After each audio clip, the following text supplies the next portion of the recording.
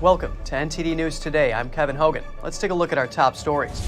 Basketball star Brittney Griner is on her way out of Russia. She was sentenced to 9 years in prison.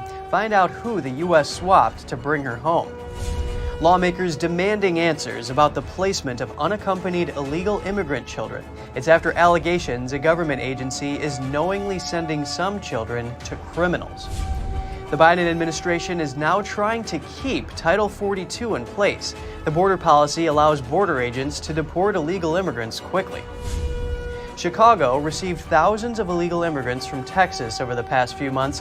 How is the sanctuary city handling the situation? NTD spoke with a Chicago alderman to find out. Who decides election rules, the legislature or the courts? That's the case the Supreme Court is hearing. We bring you analysis on this, including a key point of debate at the High Court.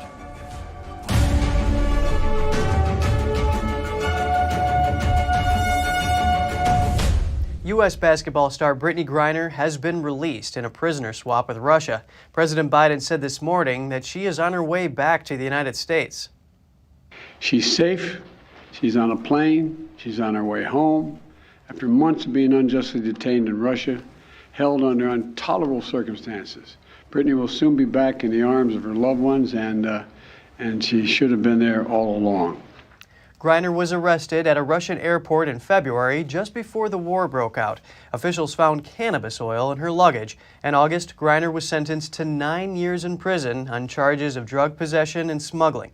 Negotiating her release became complicated as relations soured between Washington and Moscow. Russia exchanged Griner for Russian citizen Viktor Bout, known as the Merchant of Death. The exchange took place at an airport in the United Arab Emirates. Another U.S. citizen stranded in Russia is former U.S. Marine Paul Whelan. His attorney says talks about a possible swap are continuing. But who is Viktor Bout? His name, his life, sometimes reads like a far-fetched spy thriller. Here's what we know about him. Who is Viktor Bout? The Russian arms dealer the U.S. swapped for imprisoned basketball star Brittney Griner. The 55-year-old has been dubbed the Merchant of Death and the Sanctions Buster for his ability to get around arms embargoes. For almost 2 decades, Bout became the world's most notorious arms dealer, selling weapons to rogue states, rebel groups and murderous warlords in Africa, Asia and South America. His notoriety even inspired a Hollywood film starring Nicolas Cage. Here's what else we know about him. Little is known about his origins. Biographies generally agree he was born in 1967 in Dushanbe, then the capital of Soviet Tajikistan. A gifted linguist, he later used his reported command of English, French, Portuguese, Arabic and Persian to build his international arms empire. A stint in the Soviet army followed, where Bout served as a military translator, including in Angola, a country that would later become central to his business. His big breakthrough came in the days after the collapse of the communist bloc, when he cashed in on a sudden glut of discarded Soviet-era weaponry. In 2007, Douglas Farrar and Stephen Braun wrote a biography entitled Merchant of Death, Guns, Planes and the Man Who Makes War Possible. It reported the following details of Bout's shadowy trade. Bout interwove his arms trafficking empire with a seemingly innocuous logistics business. He appeared to have little in the way of firm ideology, placing business above politics. His clients included rebel groups and militias from Congo to Angola and Liberia. In Afghanistan, he sold guns to Islamist Taliban insurgents and their foes in the pro-Western Northern Alliance. The end only came in 2008, after an elaborate sting operation by the US Drug Enforcement Administration in Bangkok. There, Bout was arrested by Thai police. After 2 years of diplomatic wrangling, Bout was extradited to the US, where he faced a raft of charges, including conspiracy to support terrorists, conspiracy to kill Americans, and money laundering. In 2012, he was convicted and sentenced by a court in Manhattan to 25 years in prison. The Russian state has been keen to get him back ever since. A group of lawmakers is demanding information from HHS over whistleblower allegations. The whistleblower alleges that HHS is sending some unaccompanied illegal immigrant children to criminals. NTD's Jessica Beatty reports. 5 Republican senators are voicing concern about the government's placement of unaccompanied minors who entered the U.S. illegally. In a letter to the Department of Health and Human Services, they said, "We write concerning an alarming report by a federal employee whistleblower that the HHS is knowingly transferring unaccompanied migrant children in the custody of criminals, including sex traffickers." Government whistleblower Tara Lee Rodas used to help process unaccompanied minors in California. She told Project Veritas in an interview published last week she believes the government's current child sponsorship program is dangerous for these minors. She said sponsors typically are not U.S. citizens or permanent residents. They have no legal presence in the United States. I think most people don't know. They have no idea that children are going to unrelated people, that children are definitely, we have proof, evidence, that they're being recruited and transported. They're then in debt bondage. Project Veritas found one illegal immigrant minor who corroborated Rodas's concerns. The 16-year-old said her sponsor, who claims to be her aunt, was pimping her out to men before she escaped. NTD couldn't independently verify the claims. Rodas said the Biden administration relaxed a lot of the strict vetting for sponsors, putting the focus on speed over safety. She told Project Veritas about one time when she brought up concerns to command center executives. And they said, "Tara, I think you need to understand that we only get sued if we keep kids in care too long. We don't get sued by traffickers. Are you clear? We don't get sued by traffickers." The lawmakers want HHS to release information on how it vets sponsors of unaccompanied children. We reached out to HHS for comment, but didn't immediately hear back. Jessica Beatty, NTD News. The Biden administration wants to keep Title 42 in place, which allows border agents to deport illegal immigrants quickly. The administration is appealing a ruling that would do away with the border policy. Here's the story.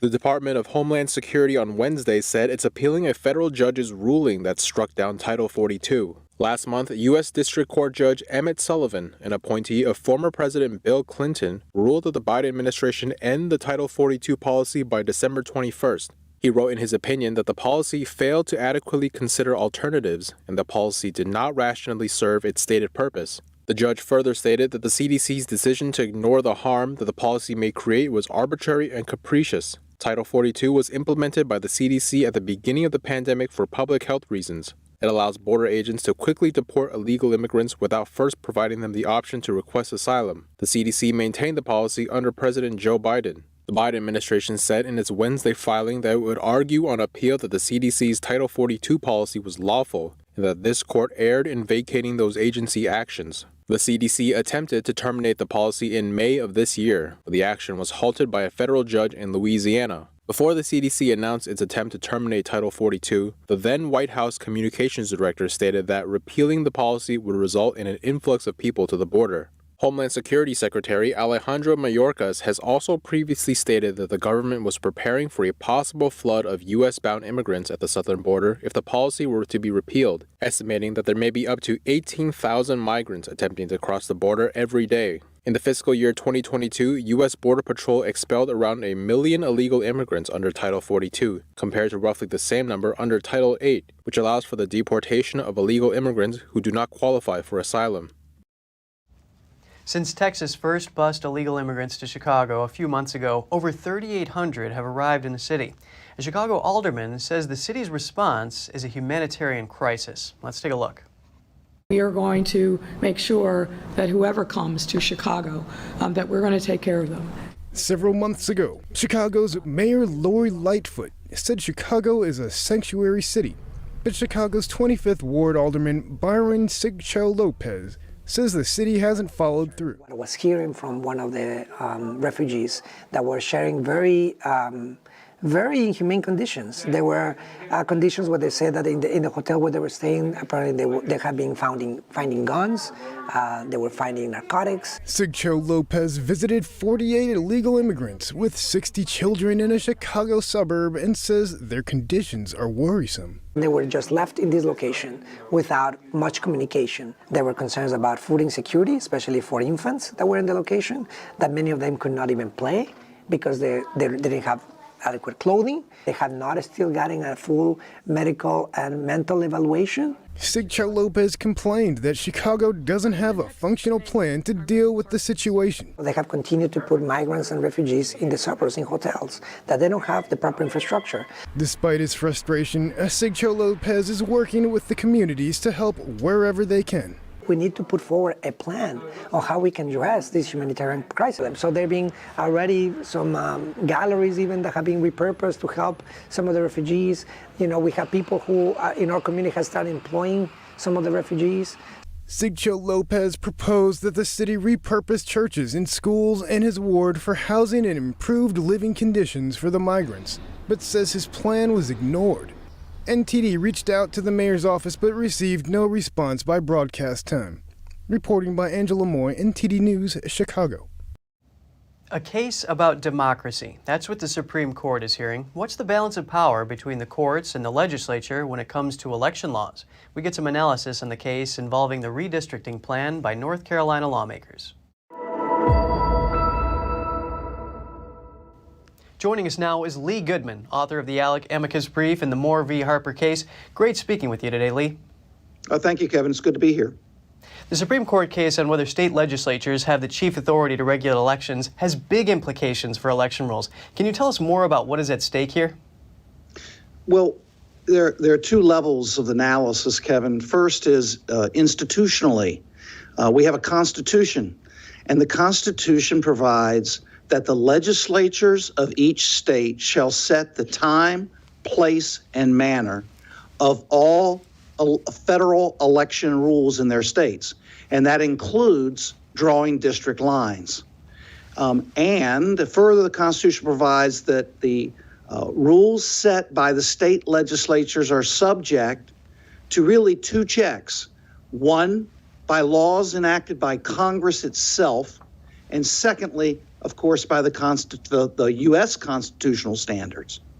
And so at one level, what's at stake is how do we implement that provision of the Constitution, and do we respect the authority granted in the words of the Constitution to the state legislatures? Of course, many people are concerned with what the practical fallout might be, and I contend that it's not as hyperbolic or severe as many people on the other side of this issue contend. And Lee, you talk about the fallout. Democrats allege the state legislature doctrine is a fringe conservative theory. They say it would disadvantage voters and enable partisan gerrymandering. What's your reaction to this? Well, I don't think it's a fringe theory. It derives from the plain language of the Constitution. And when the founders wrote the Constitution, and they had to assign responsibility for setting time, place, and manner of elections to somebody or to some institution, right? That was just who's going to do it. And so in the language of the Constitution, they said, we're going to rely on the state legislatures, because state legislatures are very close to the people. They're a representative body, and therefore they're assigned the responsibility. So there's nothing really fringe. Somebody has to design these rules and set these boundaries for districts. Yes, it's a very good point you make. And you talk about the plain language of the Constitution. Is this case a matter of a literal interpretation of the Constitution versus looking at it as a living document?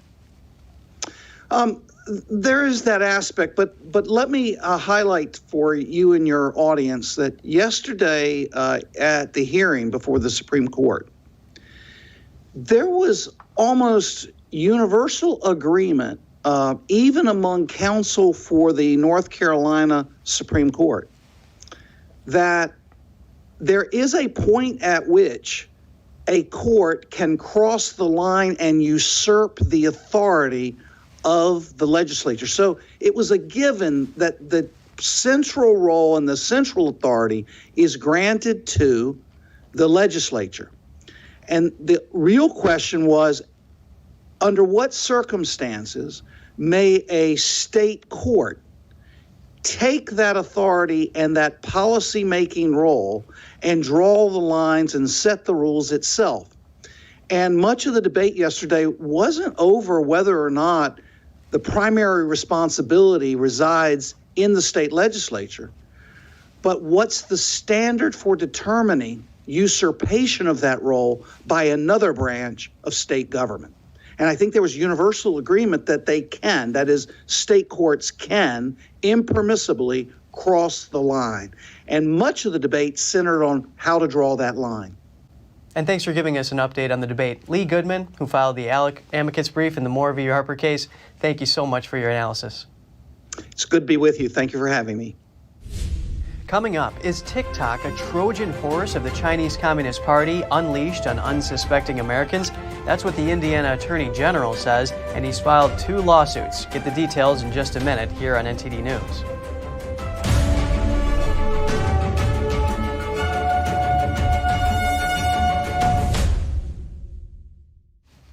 Democratic Congresswoman Alexandria Ocasio-Cortez is under investigation by the House Ethics Committee.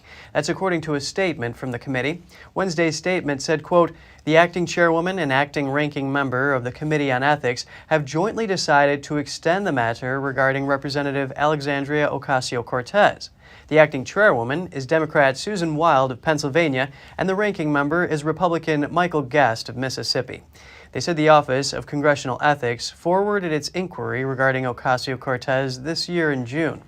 The Office of Congressional Ethics is a nonpartisan government agency under the House. It's responsible for reviewing allegations of misconduct against House members. The House Ethics Committee didn't specify what the investigation is about, but said more details will come when the committee meets during the next Congress. The committee noted that just because there's an investigation, that doesn't mean a violation has occurred. The U.S. Department of Homeland Security, or DHS, announced on December 5th that it will delay the enforcement of real ID rules. The rules require Americans to get new ID cards to board airplanes or enter a federal building. The new deadline is now May 2025. Congress approved federal standards for issuing ID cards in 2005, but enforcement has been repeatedly pushed back. In April 2021, DHS postponed the Real ID enforcement deadline until May 2023. It says the new delay addresses the impacts of COVID-19 on the ability to obtain a Real ID, driver's license, or identification card. The 2005 law was enacted on the 9/11 Commission's recommendation that called for the U.S. government to set standards for sources of identification, such as driver's licenses. A former assistant city attorney and police officer in Atlanta has been charged with defrauding the Paycheck Protection Program out of $7 million. The indictment alleges that 60-year-old Sharita Robertson and co-conspirators submitted fraudulent PPP loan applications for several companies they owned. Robertson allegedly siphoned the loan funds and used them to purchase luxury items like a Rolls-Royce, a motorcycle, and jewelry, and transferred funds to her co-conspirators and family members. On Tuesday, Robertson was charged with conspiracy to commit wire fraud, and money laundering.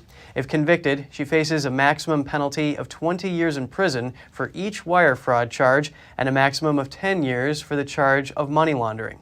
In 2020, Congress passed the largest financial support package in U.S. history. Part of that package included $349 billion in PPP loans. Since its implementation, the program has been open season for multiple fraud schemes. The Pentagon awarded cloud computing contracts worth $9 billion each to Alphabet Inc.'s Google, Amazon, Microsoft, and Oracle. The contracts run until 2028. They should provide the Department of Defense with globally available cloud service across all security domains and classification levels. The Pentagon had delayed its decision to award an enterprise-wide contract earlier this year.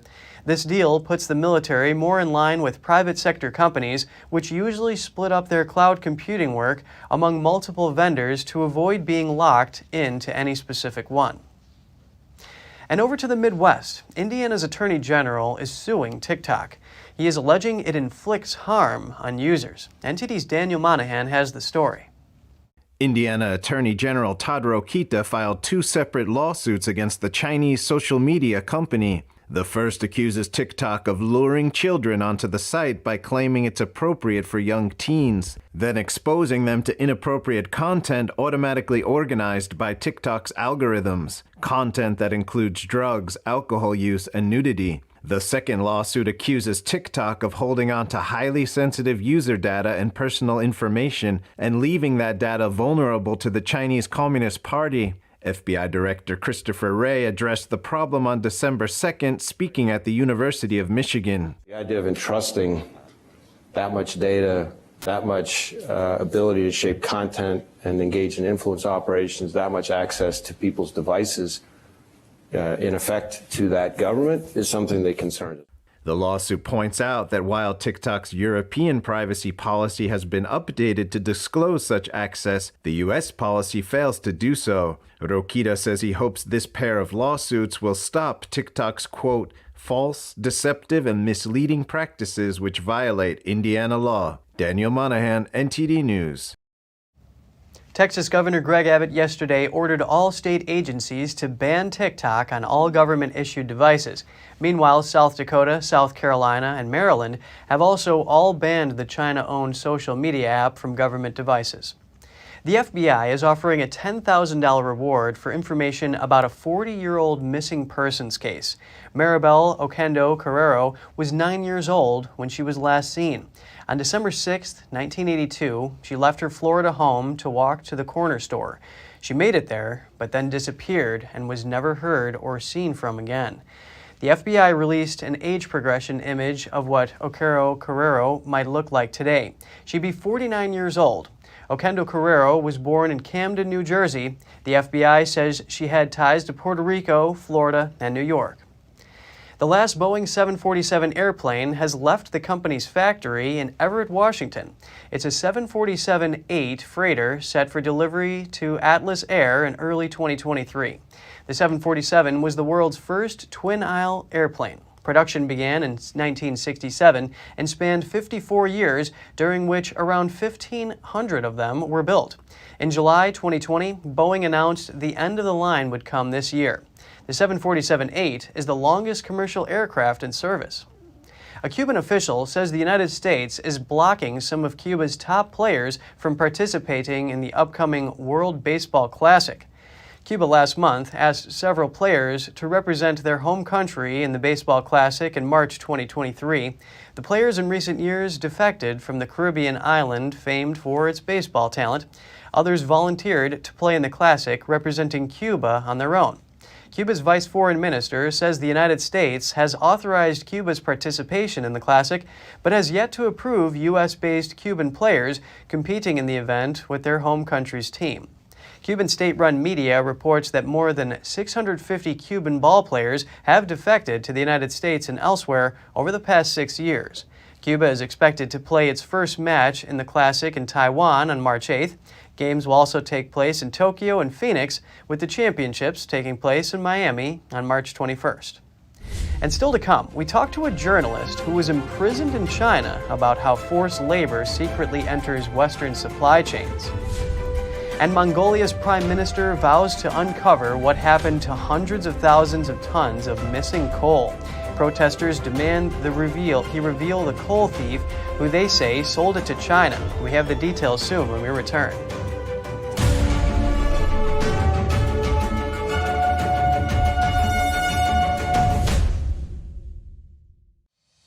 We're entering an unprecedented period of economic turmoil. The economy is unstable, our government is in shambles, and the global war on energy has created a domestic crisis. Americans need a way to protect their financial future. One way to ensure your wealth in retirement is by purchasing physical gold and silver. We can help.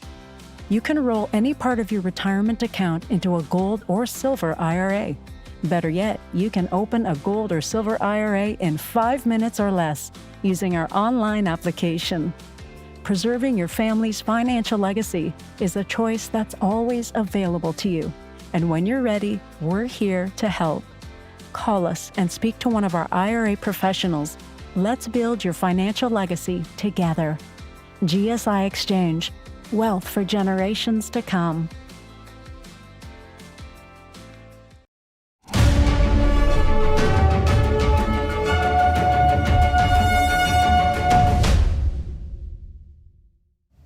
Welcome back. Dutch officials are planning to enforce new controls on exports of chip-making equipment to China. Bloomberg News reported the agreement could come as soon as next month. This potentially aligns their trade rules with U.S. efforts to restrict Beijing's access to high-end technology. Under pressure from the United States, the Dutch government since 2018 has not allowed the country's largest company, semiconductor equipment maker ASML, to ship its most advanced machines to China. That's because the equipment is considered dual use with potential military applications. ASML is a key maker of semiconductor equipment worldwide. Its latest annual report shows about 15% of its revenue last year came from China. It's unclear what the new restrictions mean for ASML's sales to China. Dutch statistics office CBS says China is the Netherlands' second largest trade partner after Germany. The Biden administration in early October published a sweeping set of export controls, including a measure to cut China off from certain semiconductor chips made anywhere in the world with U.S. tools. Festive greetings on Christmas cards wish you tidings of comfort and joy. But during the busy winter period, card manufacturers outsource some production to China, a country known for its forced labor camps. NTD's Malcolm Hudson spoke to a former journalist who was imprisoned in one of these camps to find out if there is a darker underbelly to the Christmas card industry. It's the festive season, and you're probably getting Christmas cards for your friends and family. While they're wishing you a Merry Christmas, if you look at the bottom just over here, it says they're made in China. But given China's extensive track record of human rights violation, it begs the question, who really made these cards? It's widely known that Chinese prisons use prison labor to manufacture goods. To learn more, I spoke to a former journalist and fraud investigator, Peter Humphrey. He spent 2 years in Chinese prisons from 2013 to 2015 on false charges, and was subjected to forced labor. Manufacturing labor participation was partly optional for foreign prisoners. It was not optional at all for Chinese prisoners. In all the Chinese cell blocks, everyone was forced to work in a factory which was part of the prison. They were making packaging components such as, tags that go onto various products, for example, and labeling holders and so forth. Things like that, quite simple. While he said that prison labor for foreign prisoners was partly optional when he was there, he noted there's been a change under Xi Jinping. Humphrey said Xi has ordered prisons to toughen up on foreign prisoners. They are now forced to work just like Chinese prisoners. When he was there, Humphrey saw goods being made for companies like H&M, Disney, Zara and Logitech. This is commercial stuff where certain officers within the prison go out and win orders from a Chinese company. The prison itself has a commercial entity. In other words, the prison has its own company through which it transacts this business. Every prison has one. And so they bring in orders and they get a bonus on their pay packet for bringing in these orders. And then the prisoners actually fulfill these orders. And certain officers seem to be deeply involved in this whole process and operation. In 2019, a young girl in London opened up a pack of Christmas cards and found a message from an inmate at Qingpu prison. It was addressed to Humphrey. He'd spent time at Qingpu prison too. In the message it says, "We are foreign prisoners in Shanghai Qingpu prison, forced to work against our will. Please help us and notify human rights organizations. Use the link to contact Mr. Peter Humphrey at ft.com. And when I saw this card, I really felt that I recognized the handwriting as one of the African prisoners who I knew. The little girl's Christmas card story helped to highlight China's forced labor problem. Humphrey said the Chinese prisons get work contracts from different Chinese companies, some of which already have a business relationship with Western companies. He says that's how forced labor secretly enters Western supply chains. And that's why a lot of companies that are manufacturing things in China are unable to drill right to the bottom of their supply chain through due diligence processes to check whether or not any part of their supply chain involves prison labor. It's really difficult because of all the secrecy. They can't get inside a Chinese prison to check. NTD reached out to various companies regarding their Christmas card supply chains. A Sainsbury's spokesperson said that many of their cards are made in the UK, that during busy times like Christmas they work with international partners, and that their suppliers meet high welfare and ethical standards. An M&S spokesperson gave a similar response, adding that they have zero tolerance of forced labour and that they do not accept any ingredients or raw materials sourced from Xinjiang. And a John Lewis Partnership spokesperson said, "All our suppliers are robustly audited to make sure workers are treated fairly." Other companies didn't respond in time for broadcast. So to summarise, Western companies contract Chinese companies to manufacture goods. These Chinese companies can then subcontract all or parts of the work to different Chinese companies. A few layers of subcontracting later, and forced labour may be part of the supply chain, all without the original Western companies even knowing about it. That's not to say every made in China product is made with forced labour. Many will be made by legitimate businesses with normal employees.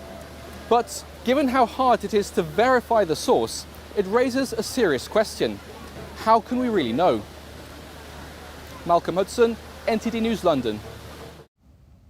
In Mongolia, the Prime Minister met with protesters in the capital. He pledges to resolve the country's stolen coal case following 3 days of demonstrations. Outside the Parliament building, protesters voiced outrage and claimed that the government illicitly sold coal to China. The allegations came to light 2 months ago over stored coal that was lost in the border area with China. The amount missing reached almost 400,000 tons, valued at about $120 million. Mongolian officials allegedly benefited from selling the coal. The protests began over the weekend. Footage shows protesters demanding that the government reveal the coal thieves. Some even hurled objects at the Prime Minister while he was speaking. The Prime Minister urged protesters to remain calm. He assured that investigation is reaching its final stage. And if you have any news tips or feedback for the show, don't hesitate to email us at news.today@ntd.com. And coming up, Russian President Vladimir Putin gives his thoughts on the longevity of the war in Ukraine and talks about Russia's nuclear weapons. And Peru has sworn in a new president following days of political unrest. The country's former leader has been arrested following impeachment charges. More shortly here on NTD News Today.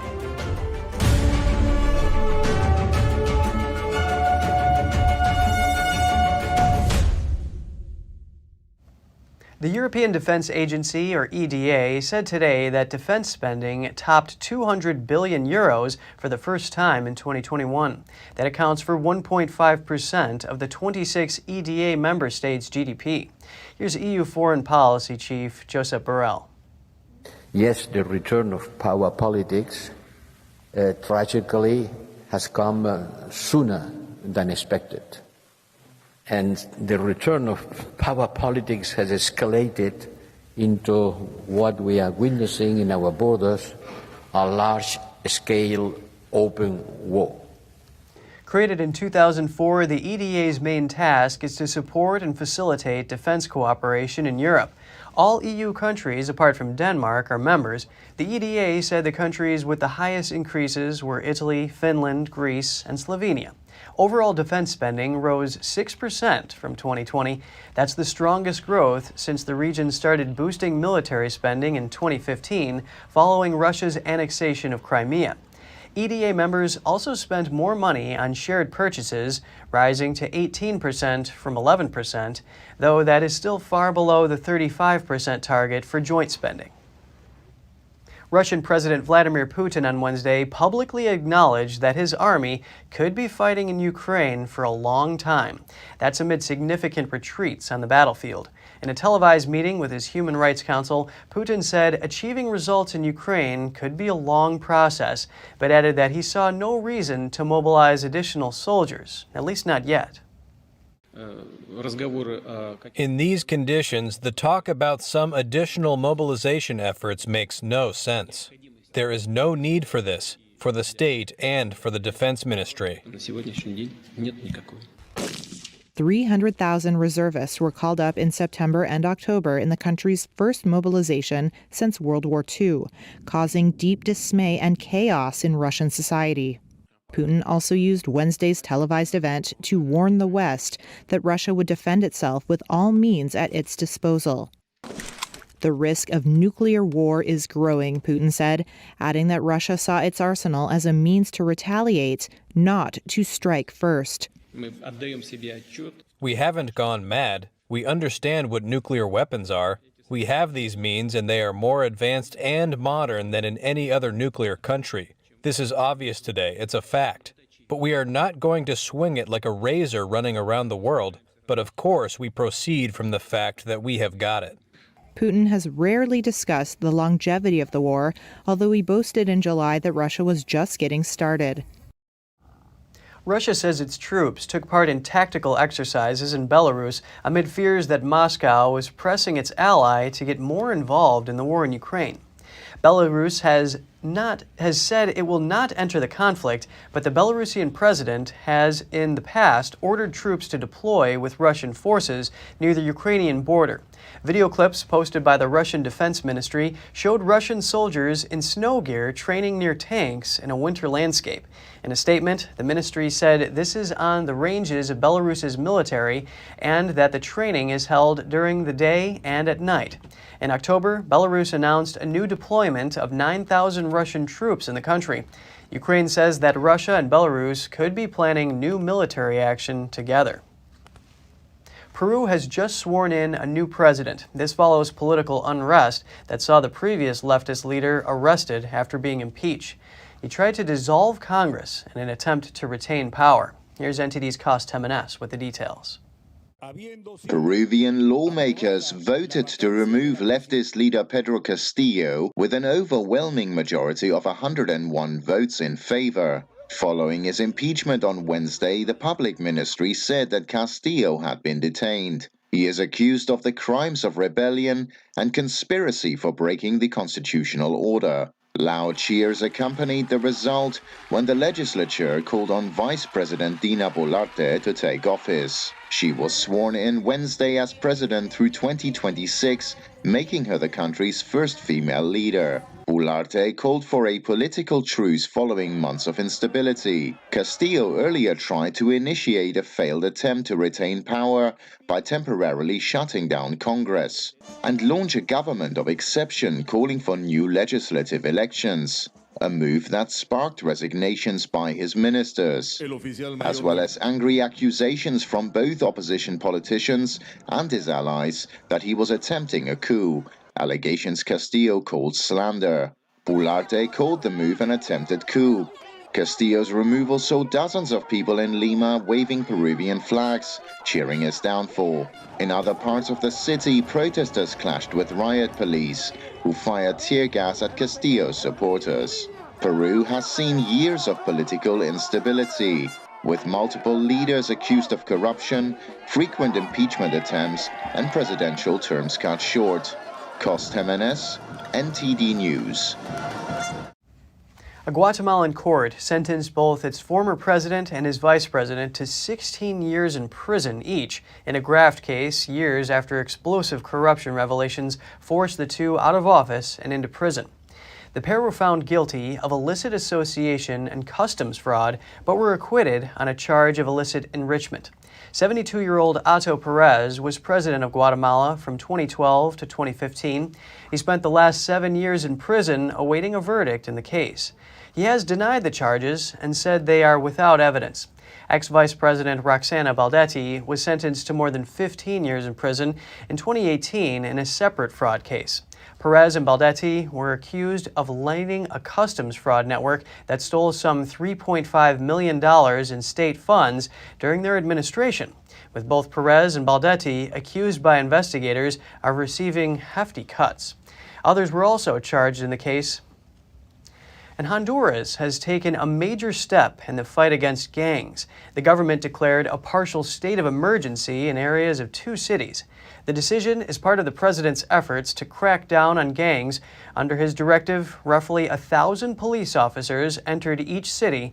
In recent months, gangs in these areas have been extorting so-called war taxes from individuals or businesses. Gang members have set fire to buses and killed drivers who didn't pay. Part of the government's emergency measure is controversial and involves suspending some constitutional rights until early January. Authorities say it won't affect the vast majority of Hondurans because it only allows police to arrest suspicious or criminal-linked people without a warrant. Critics say the move undermines the law. In El Salvador, the crackdown on gangs has drawn criticism. The country's long-standing clampdown has led to human rights concerns. That's according to an independent human rights report. The 100-page report was penned by Human Rights Watch and a Salvadoran justice nonprofit. The document claims that at least 86 gang members have died in detention, many of them showing signs of torture. And that implies, quote, state responsibility. The country's militarized attacks on gangs began after March, after more than 90 civilians were gunned down in just a single weekend. The country's president then launched a roundup of gang members on a scale never seen before. The report says nearly 60,000 people have been arrested so far, including more than 1,600 children. The report cites repeated abuses of power by both the military and police. El Salvador's president didn't immediately comment on the report. And just ahead, a robot recreates Parthenon marbles from the British Museum in London. Greece repeatedly demands the return of the originals, and a piece by Ludwig van Beethoven is set to be returned to the heirs of its original owners, and for the first time, curators put the score on display. Stay tuned for more on that when we return.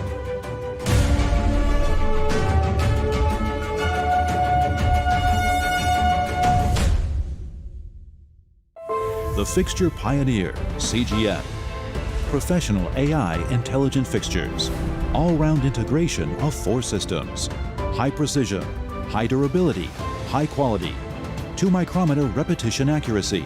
More than 80 patent certificates. ISO 9001 approved. Precision clamping to meet your every need. CGM has it all.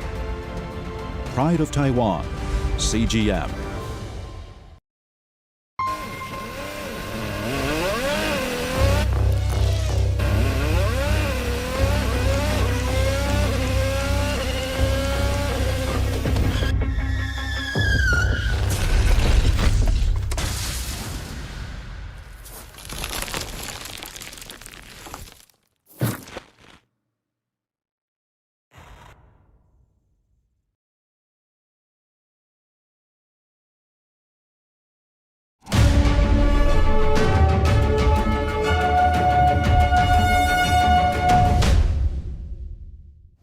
Good to have you back with us. Next, we turn to carved marble slabs from the Parthenon at the British Museum in London.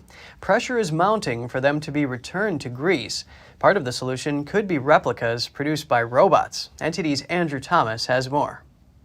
This is a replica of one piece of the Parthenon marbles. The British took the world-renowned Greek sculptures in the early 19th century. This horse is pulling the chariot of Selene, the Greek moon goddess. We chose the Selene horse because it's an object that most people know already. So it will help them when they see our reconstruction of it, since they already have a good idea in their minds of what this thing is supposed to look like. When they see our object, I'm hoping that it will align with their memory of the object. It's part of the series of sculptures also known as the Elgin marbles.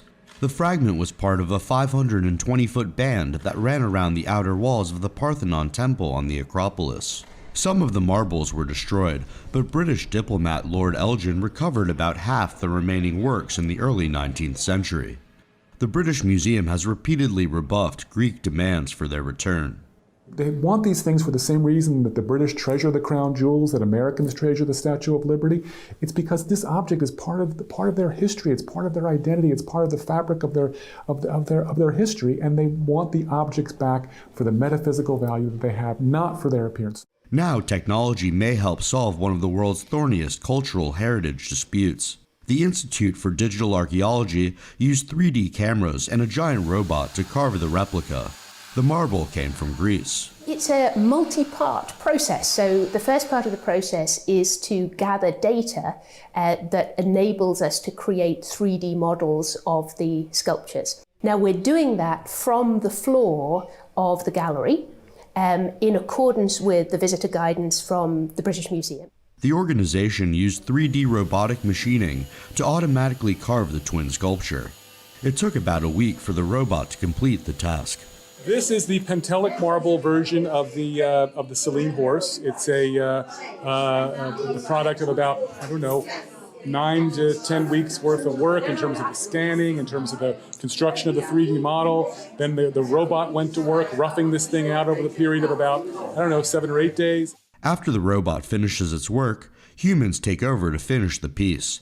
Artisans have been working on it for now, 3 weeks, getting it perfect. The last 3 to 5% is all handwork, and that's the crucial 3 to 5%. The creators are in favor of returning the marbles to Greece. They encourage the British Museum to use the replicas instead. What I'd like to see personally is a phased approach, and people have talked about this, whereby some number of sculptures leave perhaps this year, and then as people get used to that idea, perhaps more of them the following year. So I think that the idea of a compromise, a partnership, a phased approach, all that makes a lot of sense. Successive Greek governments have lobbied for the return of the works. They argue that Elgin illegally sawed off the sculptures. The British Museum rejects that stance and has shown no intention of permanently returning the works. They argue that the marbles have more visitors in the UK, and it's now part of British heritage as well. Andrew Thomas, NTD News. A unique piece by Beethoven is finally set to return to the heirs of its original owners. Once the richest family in Czechoslovakia, they had to flee to escape the Holocaust. NTD's Andrew Thomas has the details on the long-lost music. This is a movement from String Quartet by Ludwig van Beethoven, with a signature in his own hand. The Moravian Museum in the Czech city of Brno had the manuscript for more than 80 years. For the first time, curators have put the score on display for 5 days. Then it'll be handed over to the Petschek family. We display the autograph of the fourth movement of the string quartet in B-flat major, opus 130, by Ludwig van Beethoven, which forms part of the unique quartet, one of Beethoven's later works. The item itself has a fascinating collecting story, stretching from the Vienna owners to the Petschek family. Beethoven died in 1827 and gave the fourth movement to his secretary Karl Holz.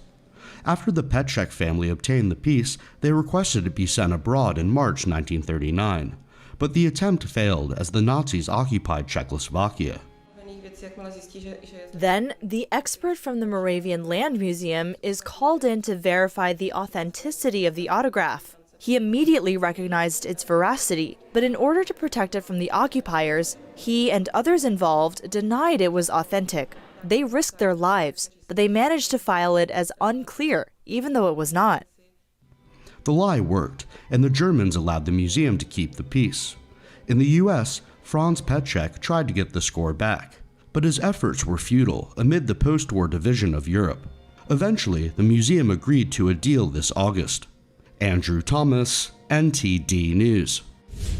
Still to come, this year in New York City, a dollhouse offers kids and collectors a different kind of holiday surprise, a mini Christmas. Details to come on NTD News Today.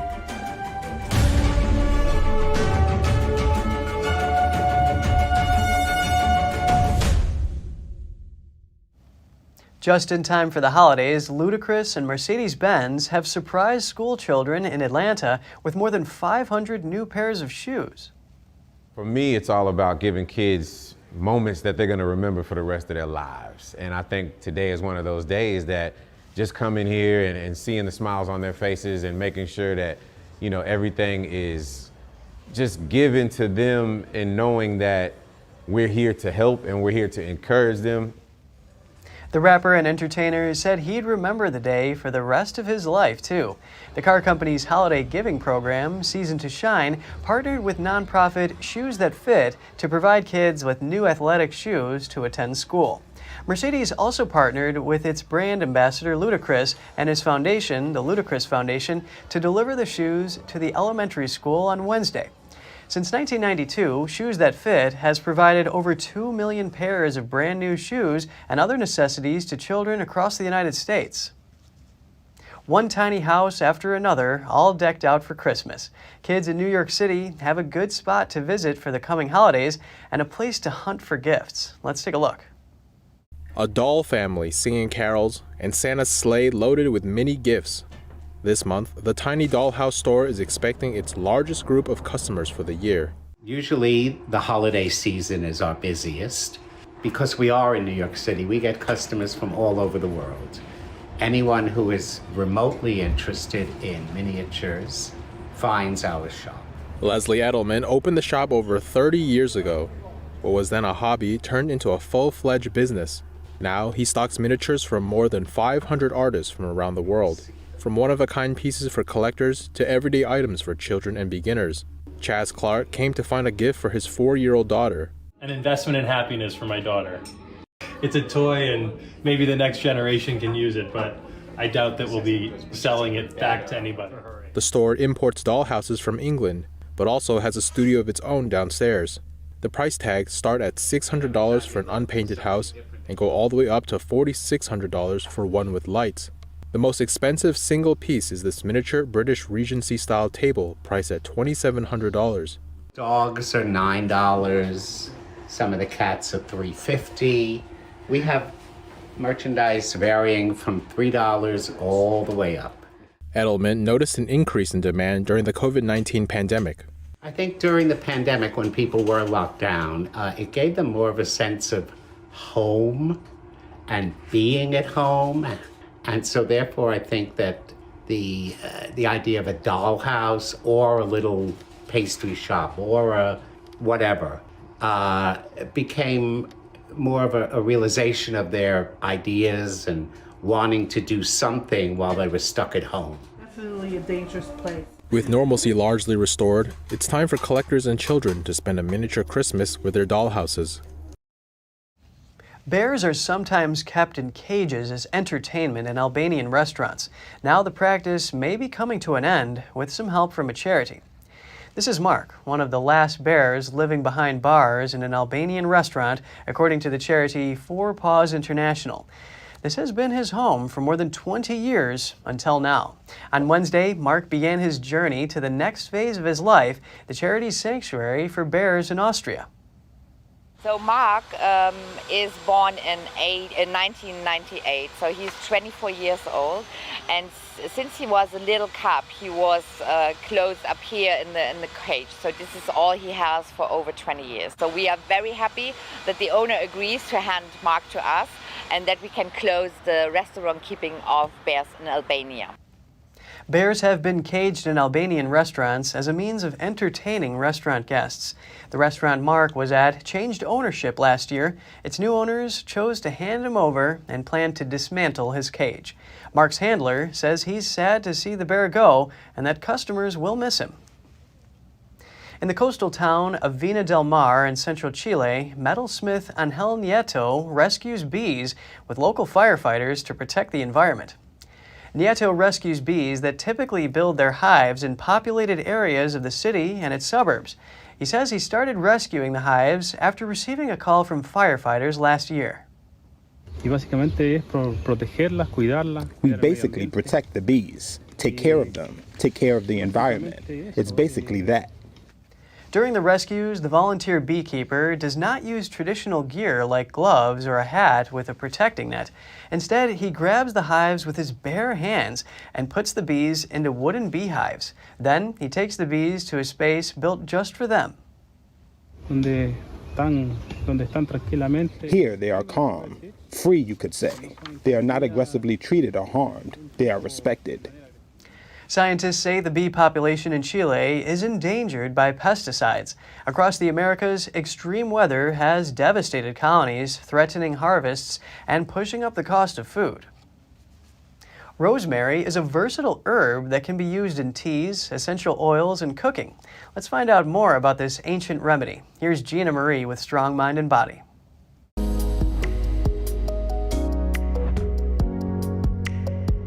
Rosemary is one of the world's most popular herbs. It's not only useful in the kitchen and the bathroom. This Mediterranean evergreen is a medicinal powerhouse. Rosemary was used in traditional pharmacopoeia to alleviate ailments. It was used for headaches, stomach aches, menstrual pain, and fatigue. Science has weighed in on rosemary and supports its usefulness as a traditional medicinal. This is due to significant antioxidant, antimicrobial, and anti-inflammatory properties. Let's look at examples of how it can be used. Number 1. Analgesic. Analgesic substances act to relieve pain, but drug-based analgesics can be toxic to your liver. They may carry dangerous risks of dependency. Herbal analgesics are typically non-toxic. There are also non-habit-forming alternatives that can safely ease pain. Rosemary's analgesic properties identified 11 chemical compounds. These may contribute to its pain-killing quality. Number 2. Anxiety relief.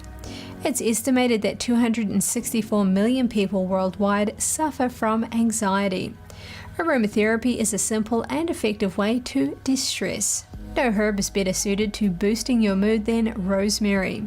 Add a few drops of rosemary essential oil to a diffuser. It's a simple way to soothe stressed nerves throughout the day.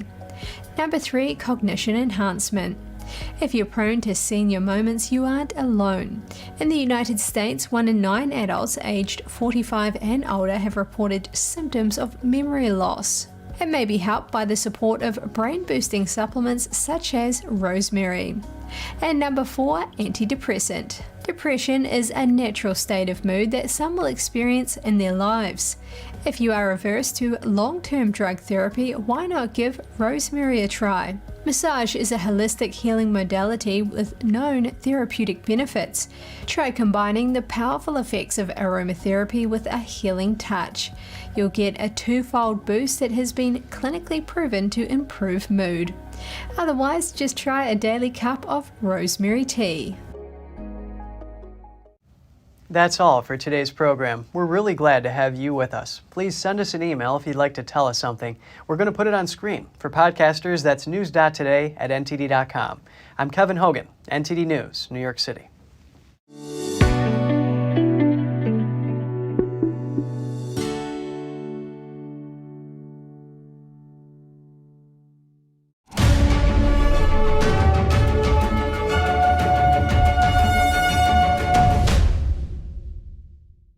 Take a look at these age spots. They seem to vanish right before your eyes. Oh my God! If you want to see blemish. Thanks for watching us on YouTube. Did you know YouTube only keeps selective videos on its platform? So if you want to make sure you get the full picture, just subscribe to our newsletter. Go to newsletter.ntd.com and sign up. It's free.